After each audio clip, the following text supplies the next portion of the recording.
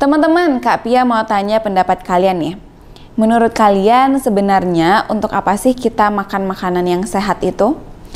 Lalu kenapa sih kita tuh nggak boleh tidur larut malam? Nah, tentu akan ada banyak alasan yang berbeda-beda nih dari setiap kalian.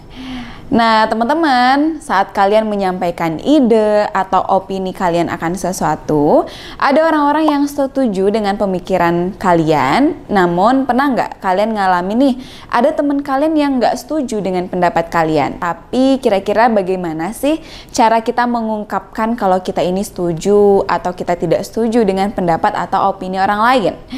Nah, kira-kira gimana cara mengungkapkannya di dalam bahasa Inggris? Oke teman-teman, hal tersebut berkaitan nih dengan apa yang akan kita pelajari di video kali ini.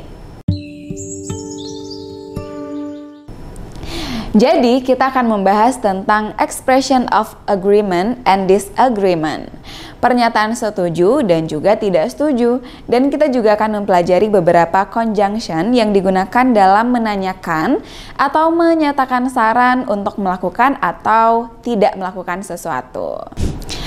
Alright, sebelum kita membahas tentang expression of agreement dan disagreement, kita belajar dulu nih bagaimana menanyakan dan menyatakan tujuan atau niat untuk melakukan atau tidak melakukan sesuatu. Biasanya ini dipakai saat kamu memberi atau meminta saran kepada orang-orang di sekitar kalian nih. Nah, untuk menanyakan tujuan sesuatu itu dilakukan, kita bisa awali pertanyaan kita dengan what for? Misalnya, what for do we need to drink a lot of water? Untuk apa kita harus minum banyak air putih? Atau dengan what, bla bla bla gitu ya, kemudian for di akhir pertanyaannya. Contohnya, what should we eat healthy food for? Untuk apa kita harus makan makanan sehat? Kemudian untuk menyatakan tujuan melakukan sesuatu, kita akan menggunakan conjunction juga nih. Nah, tapi teman-teman tahu nggak apa sih conjunction itu? Conjunction atau konjungsi itu digunakan untuk menghubungkan kata, frasa, atau klausa lainnya ya. Konjungsi sendiri ini ada banyak macamnya, tapi kali ini kita akan fokus ke konjungsi to, in order to, dan juga so that. Jadi ketiga conjunction yang artinya agar atau supaya ini punya tujuan yang sama, yaitu menyatakan tujuan. Ketiga konjungsi ini menghubungkan antara action dan juga purpose. Action atau aksi itu adalah sesuatu yang dilakukan atau alasan dari dilakukannya sesuatu. Tapi kalau purpose itu adalah tujuan kenapa dilakukannya sesuatu.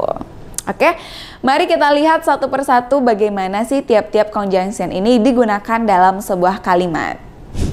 Untuk menghubungkan antara aksi dan juga tujuan dengan menggunakan conjunction to ini, itu diikuti dengan kata kerja bentuk pertama atau verb one. Contohnya, we should eat enough vegetable to be healthy. Kita harus makan cukup sayur agar sehat.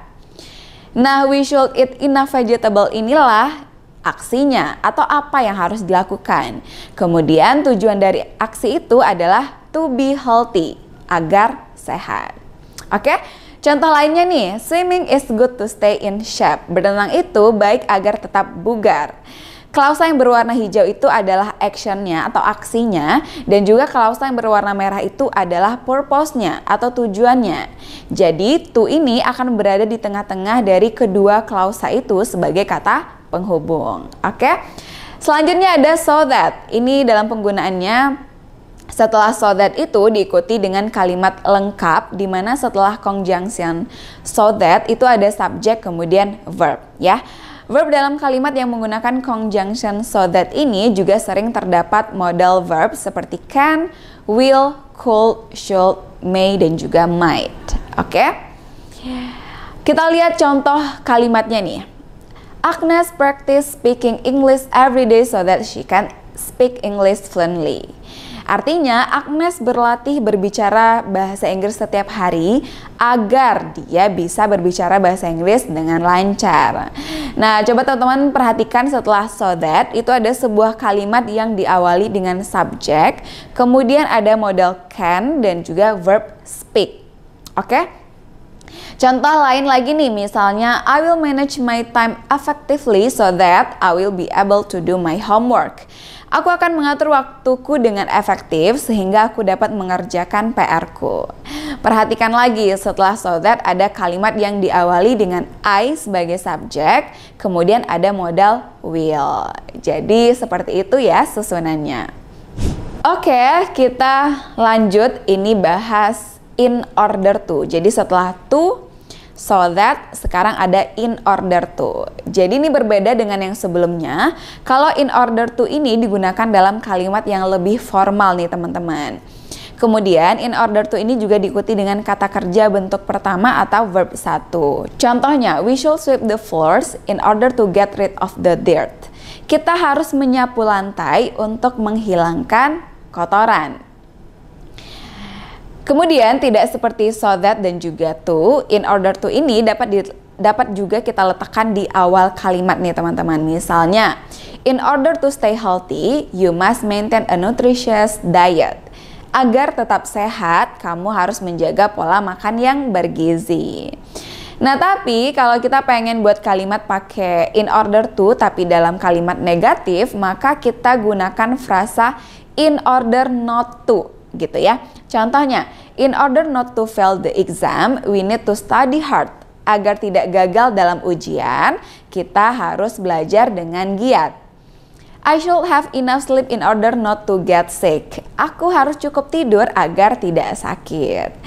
Dalam menyampaikan tujuan untuk melakukan sesuatu atau saran-saran tersebut, kita bisa setuju tapi juga bisa tidak setuju. Karena dalam kehidupan sehari-hari tentunya kita kan sering berbeda pendapat dengan orang-orang di sekitar kita nih. Nah, kita selanjutnya akan mempelajari tentang ungkapan setuju dan juga tidak setuju. Oke? Kita mulai dari ungkapan persetujuan atau agreement ya. Contohnya itu misalnya, you are right, kamu benar. That's a good idea, itu ide yang bagus. Well said, penjelasan yang bagus.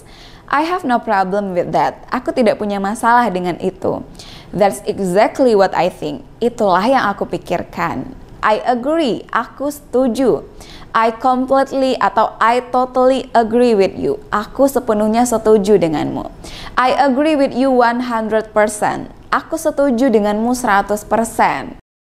Nah, lalu ada juga ungkapan-ungkapan yang menyatakan bahwa kamu itu sangat setuju. Seperti, I couldn't agree more. I couldn't agree with you more. I couldn't have said it better. Seperti itu.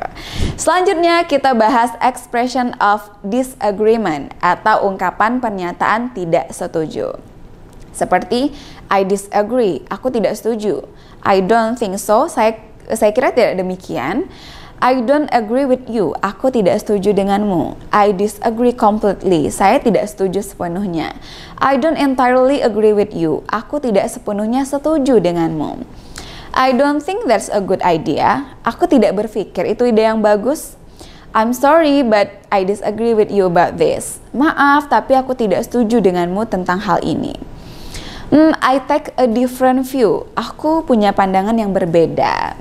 Nah teman-teman, itu dia tadi pembahasan kita hari ini ya. Supaya teman-teman makin paham lagi, teman-teman coba deh praktekkan ungkapan-ungkapan tadi dalam percakapan teman-teman sehari-hari. Biar kalian makin lebih pro lagi, yuk coba kerjakan soal latihan yang berikut ini. Multiple choice number 1. Choose the correct answers. A. In order to. B. In order not to. C. So that. D. But. Number 2. To show agreement, Jesse will say, A. I take a different view. B. I couldn't agree more. C. I don't understand. D. I completely disagree. Number 3. Read the conversation below. From the conversation above, Rizka shows her disagreement with Marcel's advice. Which of these following expressions are used to state disagreement? You may choose more than one answer. A. I couldn't agree with you more, Marcel. B. I don't think that's a good idea. C. I agree with Marcel. D. I don't entirely agree with Marcel. Number 4. Read the sentence carefully. Please write T or F for the statement below. Gimana teman-teman? Soalnya mudah kan? Kalau begitu yuk langsung kita simak aja jawaban dan pembahasannya.